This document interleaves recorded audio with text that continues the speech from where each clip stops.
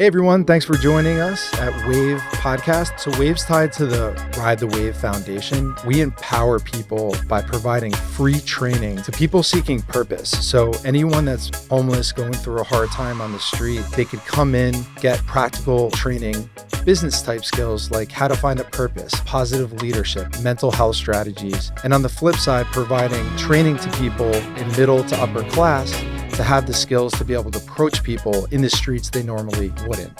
I'm Jeff Fisher. Let's ride the wave. Hey everyone, welcome to the Wave Podcast. I'm your host, Jeff Fisher. And I'm Mark Robinson, your co-host. Morning, Mark. Morning. How you doing, my friend? Yourself? Today with us is Dr. Norma Bo. And Dr. Norma Bo is a tenured professor at Kean University, famous for her in-demand death class. She's done TED Talks on it.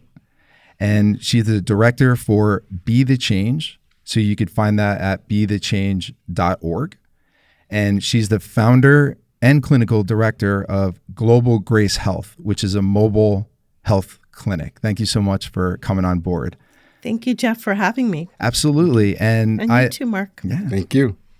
I met Dr. Norma Boa through a friend, Danielle Filialia, who is someone I met at church. So thank you. Shout out to Danielle. I really appreciate you connecting us. This is so far we've had a really good conversation. And again, thank you for being on the show. I appreciate it. My pleasure.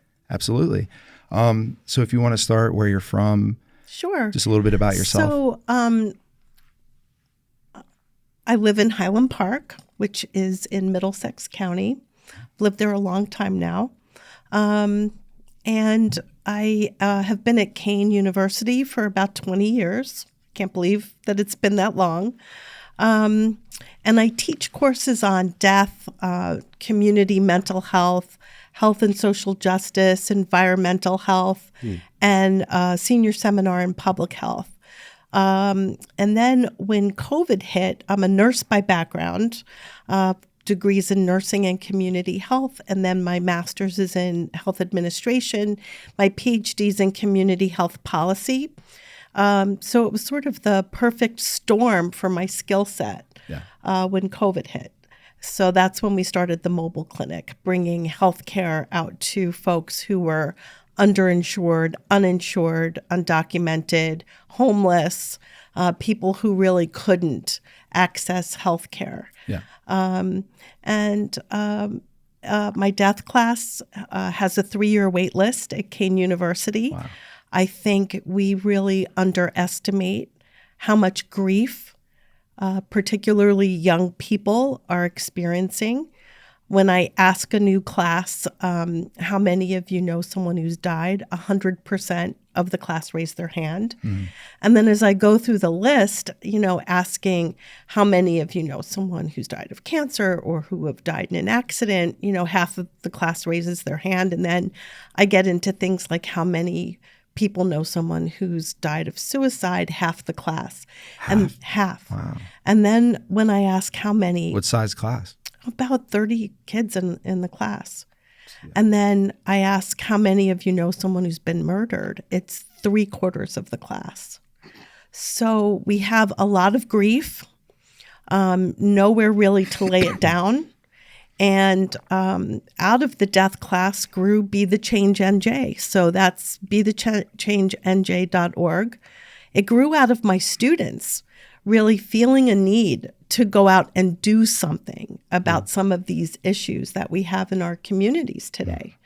They didn't want to meet about it. They didn't want to talk about it. They wanted to have tangible things that they could go out and do to make things a little better.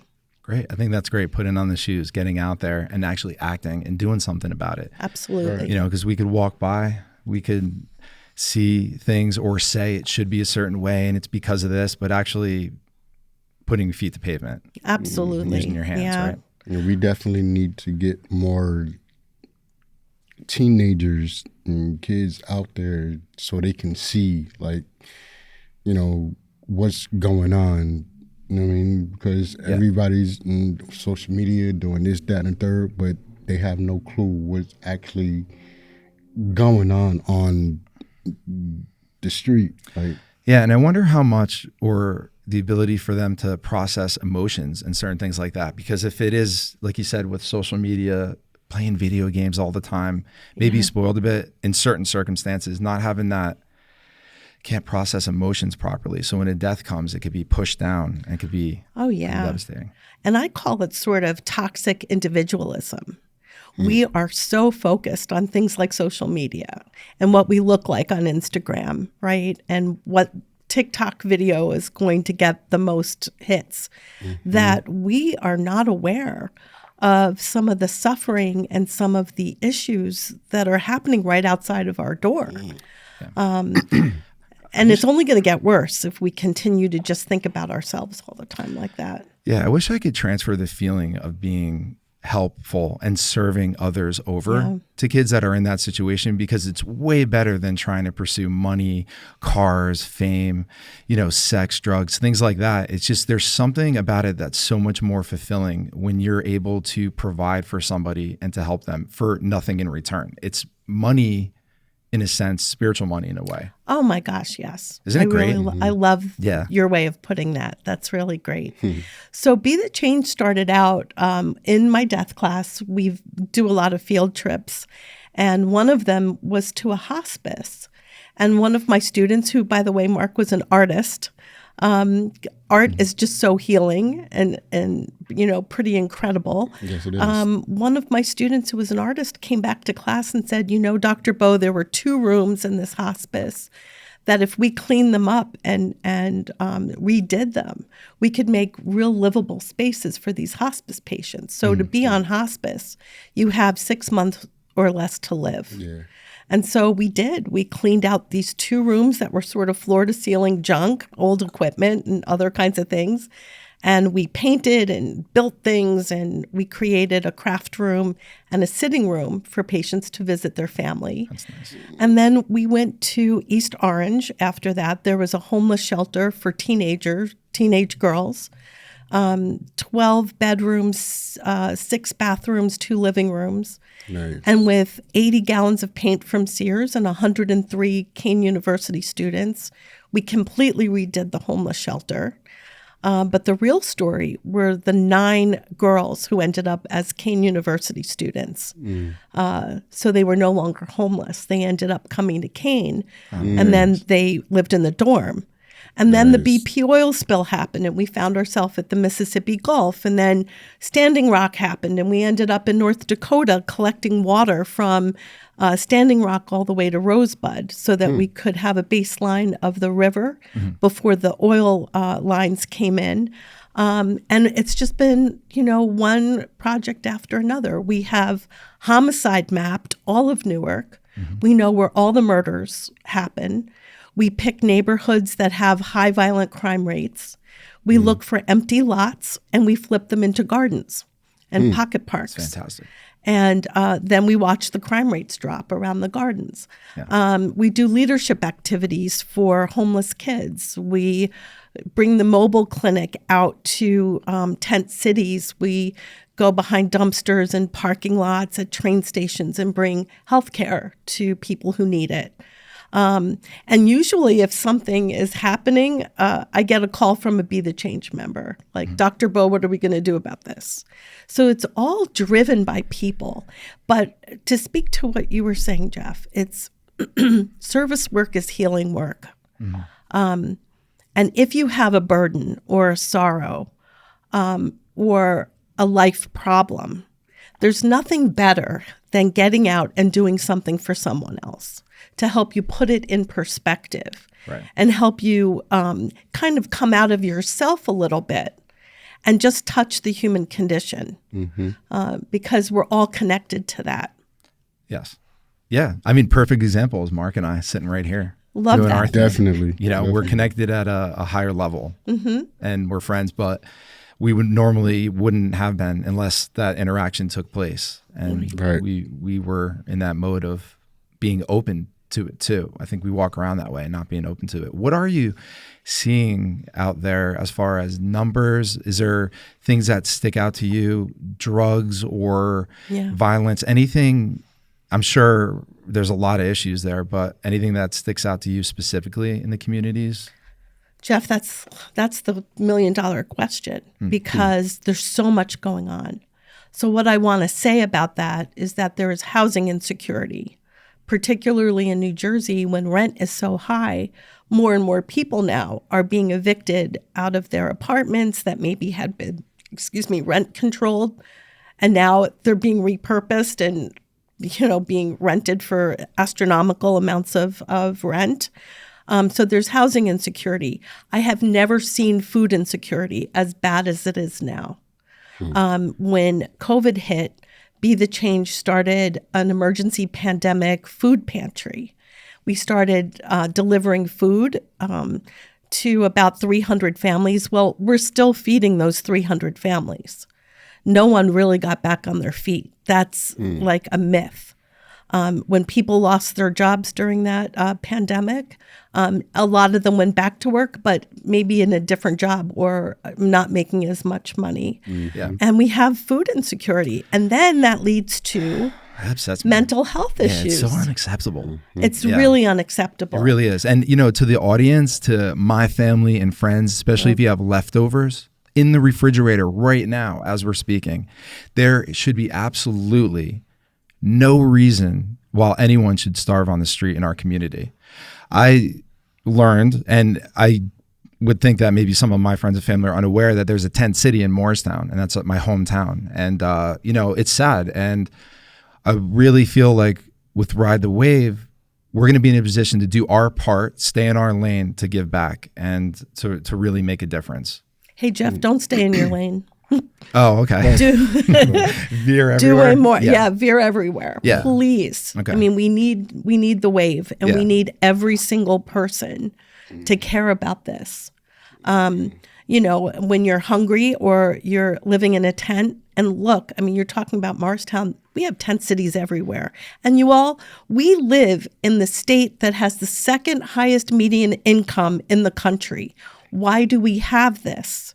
Why do we tolerate it? And part of it, I think you were talking about this before, we're so involved in ourselves, and we're so involved in things like social media. None of that matters, everybody out there. At the end of the day, all we have is our soul. Computers aren't going to matter if everybody's dying on the street. Yeah. And violence and... Well, and this is what we say in Be the Change. We say, you are not who you say you are. You are what you do. Mm-hmm. And we live by that. And then I always tell my students, you're not responsible for anything you don't know, but once you know something, you are 100% responsible for it. Javon said something similar. Remember when we were talking about, and hasn't been released. It's going to come out. It's a really great sit down with him, but something similar to that regards with a subject. If you, no excuse, fine. It's fine if you don't know. But once you find out, you don't do anything about it. It's on you. Mm-hmm. It's on you. Right, because I grew up in Newark. I still have a mom that raised me that still lives in Newark. So, I want to get involved as a way of me giving back to where I was raised. I mean, I was never, before now, I was never in a position to do something, to give back to where I was raised and, my mom that raised me in Newark. My hometown originally. I want to, Hey, and listen, Newark has a bad rap, but I'm telling you, it is a vibrant city. It is filled with artists. It's filled with real intelligent people who are trying their best to problem solve some of the things. And honestly, a lot of it is not anyone's fault. Right. It's our policies and practices and how we treat people. Yeah, and I think we get too complacent. And it really is when good people, it's people like yourself, good people that stand up, act, and start to do stuff. If not, there's nothing, it's nothing that's going to prevent it. That's the only way. The only solution is us, people doing it. Right.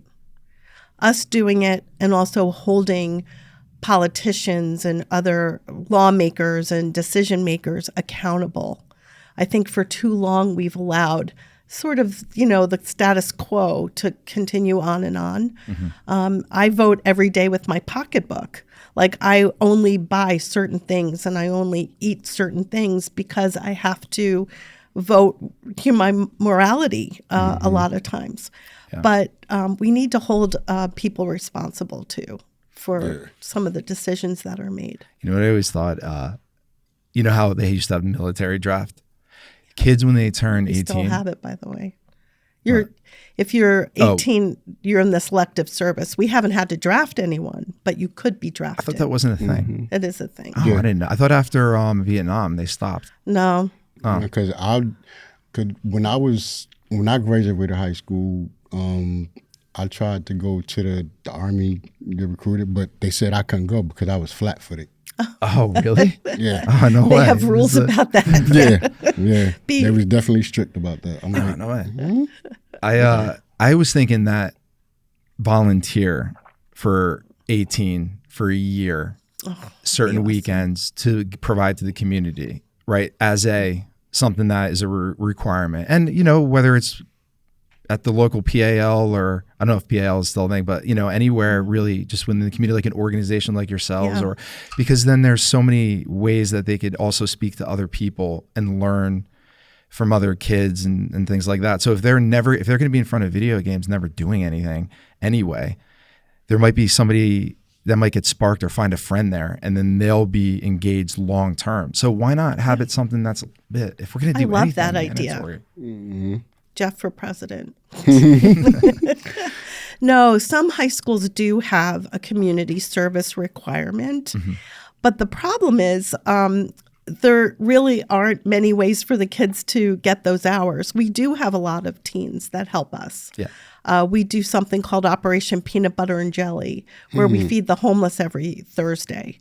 So we've gotten a lot of teenagers involved in that. That's an easy thing to do. 10 loaves of bread, 4 jars of peanut butter, 4 jars of jelly, and you have 100 sandwiches to give out. It's simple. Nice. And then we do get people involved in our garden projects too. We're about to start refreshing the 12 gardens that we have. And it does a couple of things. In Newark, there's 300,000 people and only a few supermarkets. So people are really dependent on bodegas and other kinds of corner store kinds of food, which isn't real food. I mean, it's full of nitrates and sodium and everything else. So we always grow vegetables in our gardens too, so That's that good. The community has fresh vegetables. So on the gardens, do you have a greenhouse or anything like that? I wish we did. Doing Can we work on that, Jeff? Yeah, sure. I would love to. I really feel like, I love your spirit and your energy, the connection we have.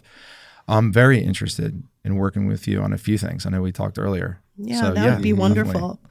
Definitely. Yeah. We were talking earlier about how this connects to our spirit, right, and our soul. I think doing work in the community just fills me up, and I mentioned that people are always asking me, like, well, where do you go to church, or, what paradigm do you believe in? And I always tell people I pray with my feet. That's my prayer. I go out into the community and I work and I do stuff and I meet people and I connect to people. And we're part of the fabric of South 14th Street. For instance, where we have one of our gardens we turned into a playground for the kids that live there. Nice. And, I pull up and everybody's all excited. Everyone comes out and we do a lot with the community. We're about to do an Easter egg hunt for the kids on Saturday on the 23rd. And then in the summer, we do backpacks. Nice. A lot of organizations do that. And we fill it with school supplies, but our backpacks all have a note from a college student that says, study hard, we're going to see you in college. Mm-hmm. And then we do a pumpkin festival. We bring pumpkins to the garden because a lot of those kids can't go pumpkin picking. So we make a pumpkin patch and everybody can pick a pumpkin, and we do those activities. And then we bring Thanksgiving, the entire meal, the turkey, all the trimmings for all the people on the street. Mm-hmm. And then at Christmas time, our assistant football coach, Dave Galante, dresses like Santa, and we bring Santa to the streets, and we have 1,500 toys that we give out, all donated. So even if you can't go out and dig in the dirt in a garden, there's so many ways you can be part of a project, like donating the plants, or donating the toys, or donating the backpacks. So in those areas where, because once I'm sure we let it go to a certain extent, gangs, they have a stronghold, specifically in the tent cities, things like that. And money, drugs, things like that. Is it when you go into those places to build things like that, do you run into any danger with gangs? Do they come to those areas where the kids are out, or do anything like that? Is that prevalent, or? We first homicide mapped all of Newark, and we didn't want to go into the safer neighborhoods. Like, what's the point of that? We went into the more dangerous neighborhoods. But we didn't just go in and say, hey, here we are. I figured out who was the leader on the street. In the case of our South 14th Street garden, happened to be an elder woman that everyone listened to. She was, called Grandma, and everyone listened to her. So we connected with her, and we said, what do you need? Like, we're going to take over this lot. It was an empty lot.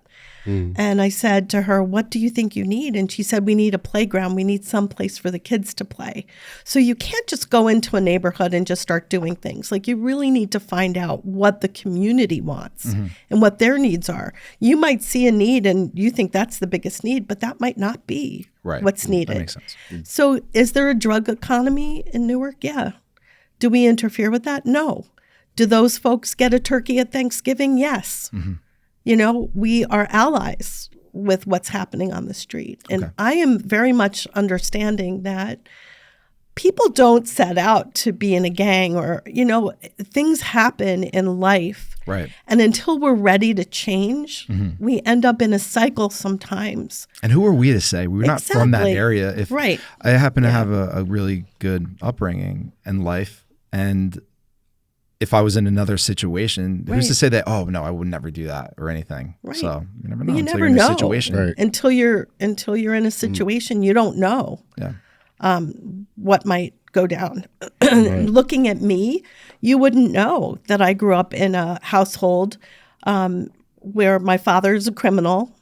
You wouldn't know that I grew up in a household that was violent and chaotic, and I didn't know if I'd be alive from one day to the next. You can't look at someone and know their story and know what people have been through. I don't have any judgment. Yeah. And honestly, I feel safer on South 14th Street, Newark, than I do in the middle of the woods sometimes, where I feel like there might be a serial killer or somebody out there.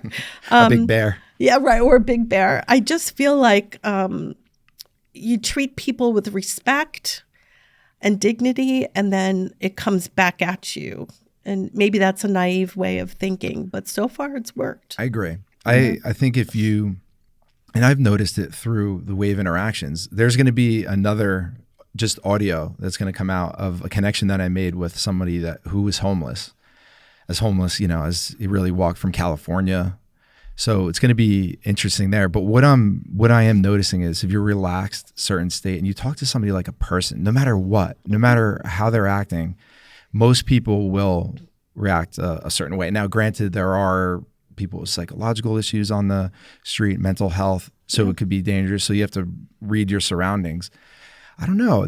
I think you're right there. I agree completely with that. And we also have to understand that people have been through a lot and they're grieving. I'm going to ask you, Mark, probably a lot of the folks are either dead or in jail, or, that seems to be the story I hear all the time from either my students from Newark or from people, in the garden projects. Right. It's just hard. Yeah. Me growing up, all the friends that, let me start from the beginning. First, I didn't have many friends growing up. I've always somehow saw that I was different than a lot of my peers. So it was always stood out, and I was always alone. I was the kid that people picked on. You know, I was the kid that girls laughed at high school, whatever, this, that, and the third. On the street, yeah, I was robbed more than once. I've been through some things, as we all have, but like I said, my hometown is Newark. You know, I love Newark. I still have a mom that lives there. I still have family in Newark, you know, scattered around or whatever. But again, I knew I was different early. Like I was fortunate enough within myself not to allow myself to get caught up in the gangs and drugs and this, that, and the third, but only by, you know, affiliation is where I got caught up. Yeah, I would think it would be very difficult to avoid. Not the excuse, You know, like by affiliate. You know what I mean? Besides actually being in it. You get what I'm saying? So I've had problems with that here and there. But after that, you know, after I moved out of Newark, you know, stuff like that, it was just life, just one thing after another. Yeah, it's tough. It sounds. I think we all have one thing after another. Yeah. Yeah, one day I'm going to sit. Fortunate to be here. Yeah, absolutely. You know, really at the end of the day, just having air in the lungs, right? Yeah. Waking up. Yeah. One day I'll share, I think, to the audience I'd like to have one friend, if he's able. He said he may not, because of the type of discussion, sit down and go over some of my history. It's really good to face your story, which is what we do in that death class.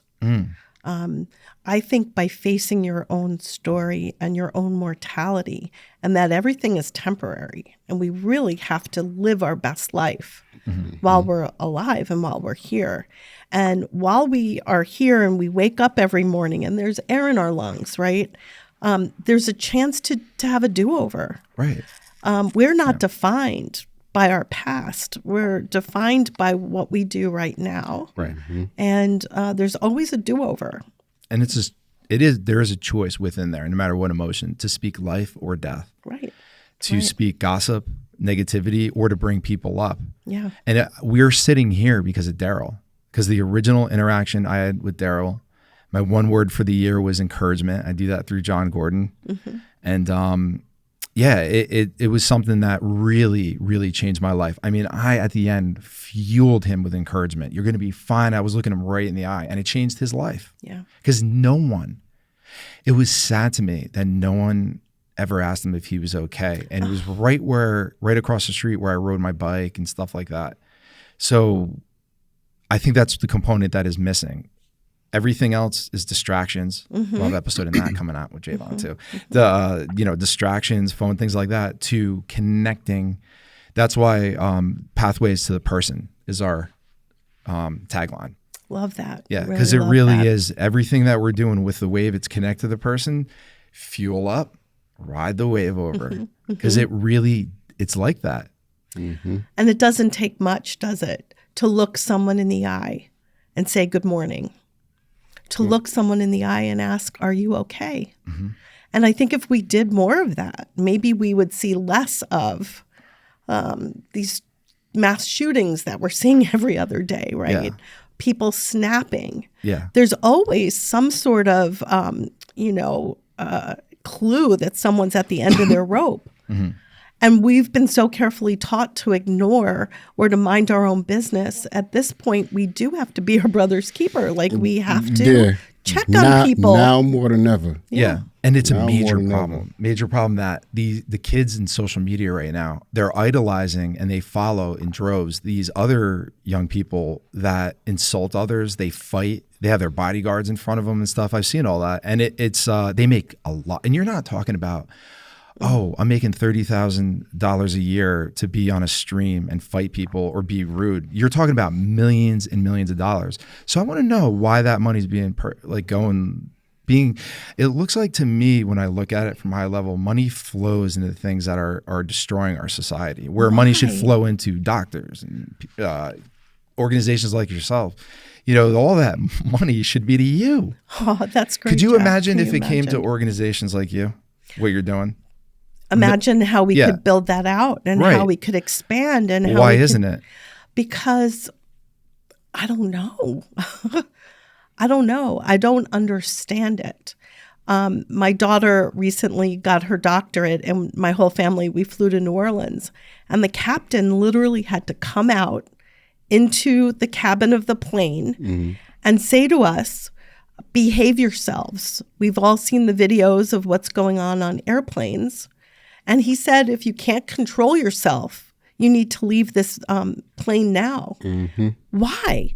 And it's because people are getting famous by acting up in all of these different venues. Like, what? The last place I want to see someone lose control is on an airplane. Yeah. Haven't we learned anything? Right.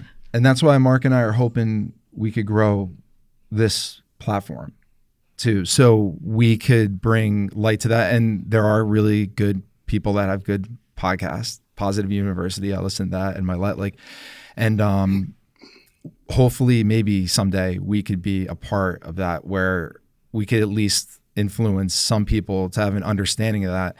We could flip it. You could do things that there used to be one that I used, a YouTube channel way back that I used to like to watch, and it was young people going up to with music in the background and giving things to homeless people or giving prizes or doing things like that. And if it's too bad that doesn't kick up more. Oh, you would think. Yeah, and I really like that a lot. It was like give back films, give back films, and they've grown since then. It might be still a thing. I'm not sure.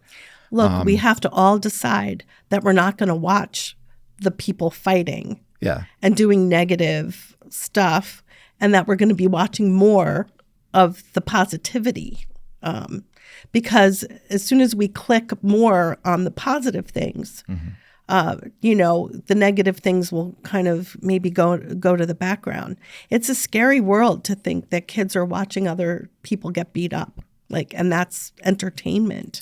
Yeah, there was something that stuck out that concerned me a bit. But what things that you're doing and bringing light with at Kean University, and I think it's fantastic.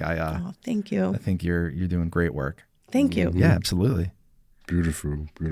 So what else? The mobile clinic. Yeah. That's something that's great. Is there a doctor in there, or how is that? Oh, okay. You're a nurse. So I'm a as nurse with a go. PhD. That's right. Yeah. You said that. So, we do hypertension screening, diabetes screening, cancer screening, mental health screening. We bring flu vaccines, COVID vaccines. I do COVID tests, flu A, flu B tests, strep tests, pregnancy tests. And this is mainly because we don't have a lot of health options for people who are uninsured, who are homeless, who are undocumented. We have a lot of people that are kind of in the shadows. They deserve health care. They deserve to know if they have high blood pressure. High blood pressure, will kill off your kidneys. We need to be able to screen people, give them options, and give them information. And I love the mobile clinic. It's a really good idea. Yeah. And do you do food? Oh, we do food trucks? every week. Do you get food trucks to come? We don't have food trucks. That would be a great idea, Jeff. Can you imagine? We get food from the community food bank in Hillside. And we have a truck that goes and picks it up. And then we distribute in Highland Park at the pavilion at the Reformed Church in Highland Park. And then I have an army of senior citizen volunteers who come and fill their cars with food for families who can't pick it up. So we drop at doorsteps, which is what we started during COVID. We really didn't want anybody sick or anybody with a sick family member or healthcare providers or anyone going to the grocery store. And we started dropping at doorsteps. But we have a lot of folks that are homebound or who can't get out to pick up the food.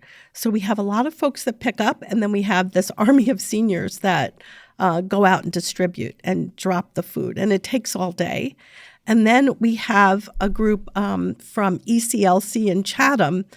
These are special needs young adults, and they make our peanut butter and jelly sandwiches every Thursday that we distribute to the homeless. I love that. So we've got everybody involved, you know, and these are very dedicated volunteers.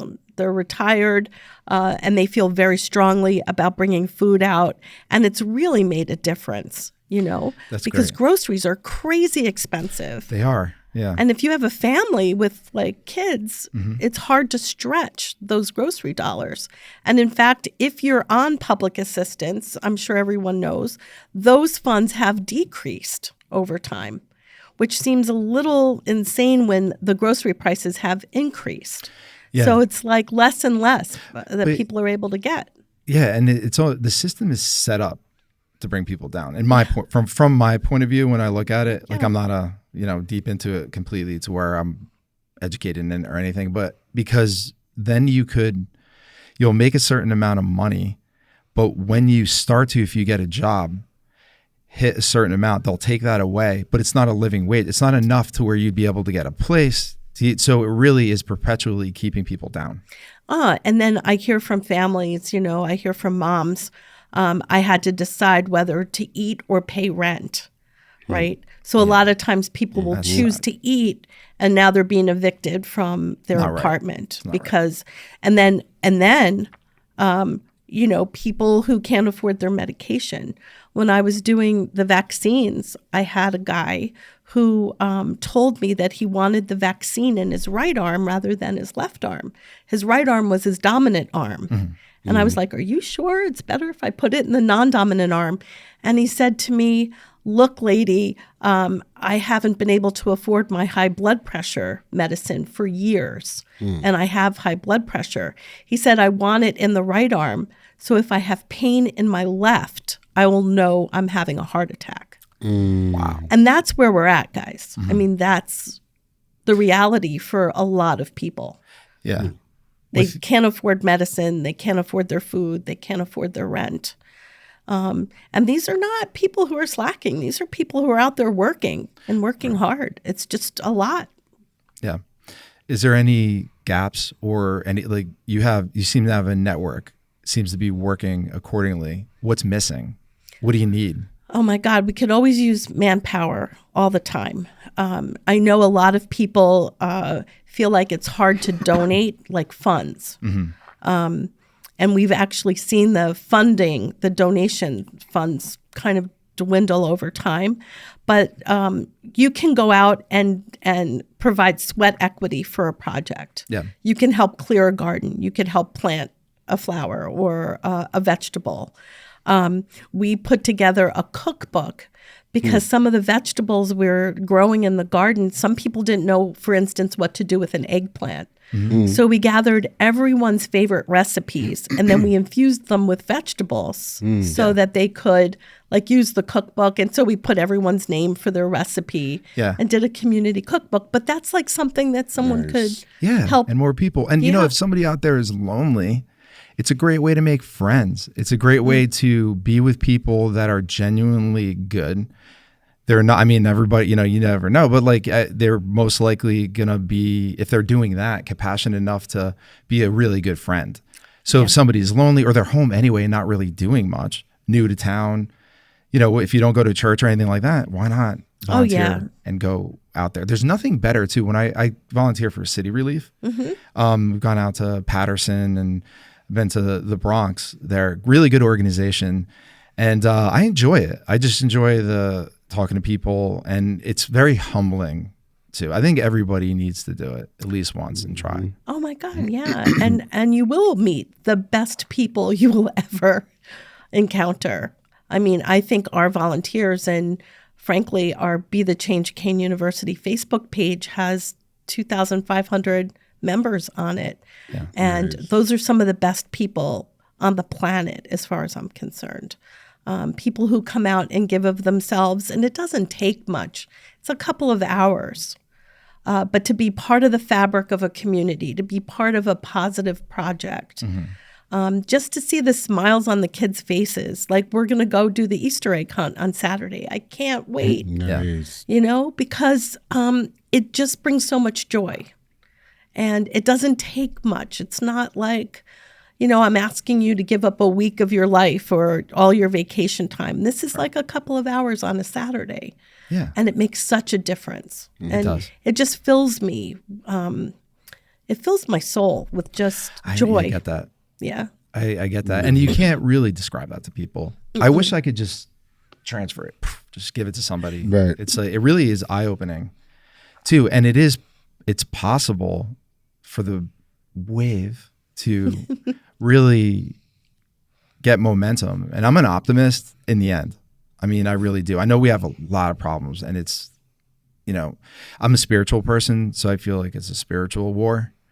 It's deep, but I do think that it can be changed, but hopefully it's not going to be too late, or, it always has to be some sort of tragedy or war for us to wake up.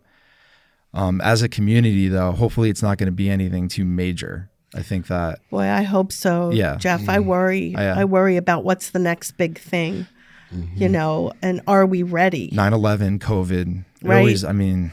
You guys, are we ready? Do I want to be shoulder to shoulder with people who are watching the kinds of things you were describing on TikTok? No. It's going to be hard unless we all come up with some common humanity. Yeah. It's going to be hard when the next thing hits, and the next thing will come. Yeah. For sure.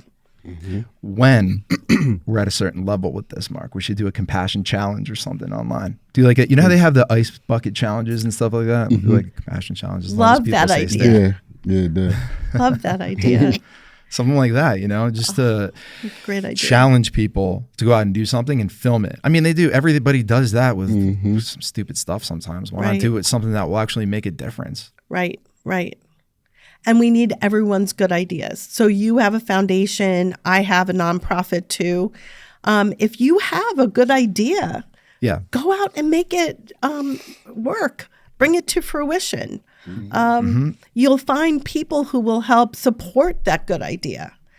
We need everyone. And Tatum is a perfect example of that. Tatum has we were talking about him, love to connect you guys, very unique way he goes about teaching. He's a word master, does spoken word and things like that. So I think that he could relate to inner city children or anybody, really. I mean, he's good. So having somebody like him come in, and then I feel like this is a great platform to connect various people together, and also foundations, which is nice. So with Tatum, it's, maybe it could be a space where if people have certain talents that they've never gotten out, they could do that. We could have open talk about most things, but also it's a way to connect various foundations as well, and people with, that are on the same page there. And people get so much information and inspiration from spoken word. Yeah, it's great. It's the first time I've heard it. We need to bring our talents, whatever that might be. Right. And everybody has something unique. We're all designed differently. Eyes, fingerprints. There's something in you or in anyone, I think, that can be birthed out. And I think that it's people like us that maybe we could help birth that out and put that into a program some way. And the people that get it. And then if anybody doesn't, then that's fine too. But I think trying is important, giving it a shot. And it's tough, and it's going to be challenging and sometimes scary, and you might go broke, but that's fine too. You might be broke, but you're going to be filled. Yeah, and you'll be fine. If you'll be fine, because what ends up happening, I'm realizing it with anything that would, working on my business and stuff like that, lessons learned.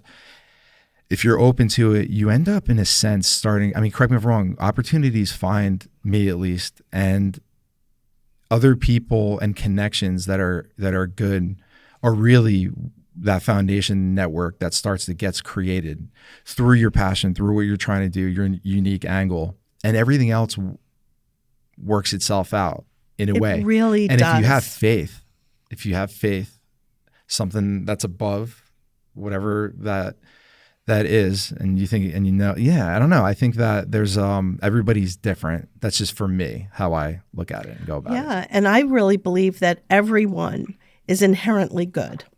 Yeah. I taught in the state prison system. I met some of the best people that are locked up behind bars. We're inherently good. We want to do well. We want to do good things. And sometimes we just need the platform, like you say, or the opportunity to really show people who we are. Right. And not get pigeonholed by our past. We are not our past. We are who we are right now in this minute.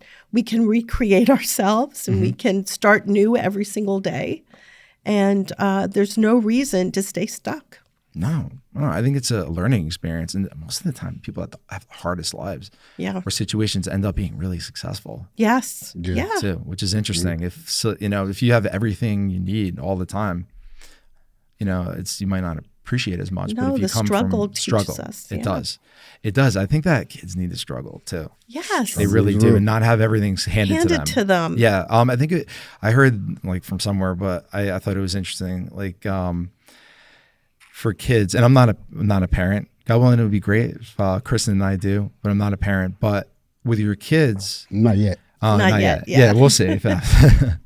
Instead of protecting your kids in the garden from the snakes, prepare your kids to be strong enough to fight off the snakes. Yeah, and snakes are creatures too. Mm-hmm. We have to coexist with both. That's a good point. So how do we coexist? How do we help each other? Maybe I have something, a talent or an education that might help somebody else. And then maybe you have something that will help me see things in a different way. Yeah, there's always a lesson you can learn from somebody. Absolutely. That's what's happening. The value. I think it's probably every episode I say that. Like my mind is changing. My whole like there's these connections in my brain that are taking place that I didn't know were there because it doesn't make a difference. When the episode comes out, it's going to be audio with Steve, who's somebody that was homeless, but still, it was a really great conversation. Well, Jeff, it's because you're opening now. You're opening yourself up to these possibilities and these conversations, and you're open to the change. It's transformative. Yes. Mm-hmm. But if we're closed down from that, it won't happen. Right. Like we really do have to see people for their worth. And we really do have to walk the earth knowing that there's a lesson around every corner. Mm-hmm. There's something to be learned from everyone that we encounter.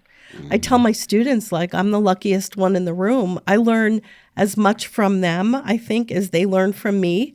And sometimes it's more. I learn more from them. Well, they say than that they learn from you me. learn more teaching. And that's true. Yeah. That's true. And then there'll be the times with maybe somebody who works with me, or they'll ask a question and I'll think of something that I used to do, something in a process, and it'll remind me. I'm like, oh yeah, okay, I'll do that again, or it'll ping something in there. So I think that ideas, thoughts, things get built through dialogue and collaboration, really. Not just, I have an idea, I'm going to look it up online and do this thing on my own. It's that synergistic aspect when you realize it takes a village and you have to go out and you have to, if being a good leader, and positivity is also proven to work in the workplace and everything like that. I mean, the stats show that a positive leader will make a really big difference, and everything else will be short term. So we've all gone through things that are hard, and often we try to hide that aspect of ourselves. We don't want anybody to know like what that deep, dark thing might be, but that's where we really do the work. That's where we really learn. Yeah. And then once I know the deep, dark thing, the respect I have for you and the admiration and the inspiration I get, seeing where you were and where you are now, it's incredible. Right. The growth that can take place if we face some of our fears and if we face some of those dark corners, But, it's interesting because it's not as scary as people think once you do it. It's less. First, you build it up in your mind. Oh, here it is, maybe not sleep all night. And then it happens and it was really nothing. You're like, why did I end up doing that? But it gets easier and easier each time you go out. Like I was not the best public speaker and I could speak really well now, but that came through embarrassing moments, me stumbling up, a lot of different things that I had to get through and fear to get there. So people don't realize that, oh, you can't just be success overnight and you're going to be perfect, because we're not designed that way. Oh no, fear and stumble, like that's just part of the lunch. Yeah, that's absolutely. The learning process. Yeah. Yeah. And when you become one with that, or not one, when you understand that, you have an understanding that it's not an emotion, it's an emotion and it's a component of what you have to deal with. It's amazing when you focus, that energy goes where focus goes. I think Anthony Robbins said that. And it's very, very true, because you could be doing things, but really be doing nothing, or be busy, but really be doing nothing. Right. Or contributing to nothing. Think of all the hours and hours people are on their phones or on social media platforms. Yeah. And I think if we could harness all of that energy into something positive, just imagine. Yeah. Should have a Sunday or whenever where it's no phones. Just no phone Sunday. I like it. Sunday. No phone Sunday. No phone Sunday. I don't think anybody will sign up for it. Probably not. We're so addicted to our phones. Our brains light up differently. There's no Wi-Fi? On MRI. There's no Wi-Fi? What do you mean there's no Wi-Fi? Yeah, it really is. And I get it. Like, I mean, my work is all on a computer, so it's a part of our lives. It makes sense. Is there anybody that was a catalyst for you? Like Daryl was my catalyst. That interaction was just amazing. It really kicked it up. Do you have somebody that you met or the story of a person that really hit your heart and really catapulted you into doing this more? Anybody specific sticks out? Really good question. I'm not sure where it all came from. No? I went to Catholic school K to 12, so maybe it was the nuns kind of like beating it into me about, doing good, which is different than doing well. And then I don't know, just meeting some of my students who have been through so much. And then just being sort of a think tank for ideas about how to improve certain aspects of the community. I can't think of one particular person. I think it's a tapestry, really, of faces and stories. The stories I've heard over these years. In that death class, the stories are unbelievable, and how people pick themselves up. I'll give you an example. I had a student, March 2020, her grandpa, who was her favorite person on the planet, died at Overlook Hospital in the ICU of COVID. And 2 weeks later, her mom died of COVID in that same ICU. Wow. And I said to this girl, I'm like, look, you have your A. You're getting the experiential version of this death class. You don't have to come anymore. At that point, we were remote anyway. We were online. And she said, no, my mom would really want me to go to class. She went to every class, graduated summa cum laude, and then finished a master's degree. Like, people have suffered an immeasurable loss. I can tell people you feel who that. have been murdered. My brother was murdered. My uncle was murdered. And just the resilience, the human spirit is strong. As long as we can pour a little Miracle Grow on it and not have people like languish in despair, those are the things that really inspire me. That's great. Watching how people can pick themselves up and keep going and do good. Yeah. Yeah, it's amazing in the human spirit and with how the body could heal and get back on track. The body heals. Isn't the body amazing? Soul. Dr. Matt is somebody we just did a show with. Will be out. Is my chiropractor, but really great guy and very knowledgeable. But we were talking about just the way the body heals itself. Yeah. Yeah. Maybe you get Dr. Matt, meet with her. He's very much the type that would love to do something like that. That is a great idea. I think that would be a good combination. We'll have Dr. Matt come out in the mobile clinic. Yeah, because we could ask. That'd be super cool. Yeah. And anyone out there, BeTheChange.org. Please go. BeTheChangeNJ.org. Excuse me. Sorry about that. I apologize. BeTheChange.NJ.org. Yep. I think, right, you could hear it, a great cause. Please give, because really it needs to be us, and volunteer your time. I could think of people right now that could help out, but at the end of the day, it really is our responsibility in our communities right now. It's, if we don't want things to turn into tent cities and terrible things, it really has to be, this country was built on people, and there's a reason for that. It's because it was built on us, and it's up to us and our responsibility to get out there and make the changes, and no one else. It's not going to come from the top. Government's not going to do it. Nothing like that. It's people just like Dr. Bo, who's doing amazing work. So, we're able to take donations, ride the wave, anything you could do to, help out, because right now we're getting to the point with subscribers and things like that. It's much more than just a show in the podcast. It's getting serious. So we appreciate you for that. And we have a donate button on our website too. Yeah. That's great. Go visit our website. It's really fun. Yeah. Absolutely. And do you have social media too that you want to share? We're on Facebook, Be the Change Kean University on Facebook. We're Be the Change NJ on Instagram. And come see us. Yeah. Come out and volunteer. It's a lot of fun. Yeah, absolutely. I think that, it just goes to show that there's so many avenues really that could take place or go down. And when I had mentioned if there's any gaps or anything like that prior, I was wondering resource-wise, not just people, but, you're getting food over, things like that. We're doing food every single week. We've had recently a real need for baby items. I just got a donation of diapers that we distributed to a bunch of new mothers. Okay. There was a new mom in New Brunswick that needed everything. And I put something up, and within 2 hours I had all the baby things you could possibly need to get started. Yeah. So we're always in need of things like clothing, blankets, hats, gloves, scarves, although it's starting to get warmer, although today felt like winter again. So any supplies, cleaning supplies are good. Toiletries are always good. We're always bringing those out to the homeless. They need things like toothbrushes and toothpaste, granola bars. When we feed everyone the sandwiches, we always give a snack for people to put in their pockets for later.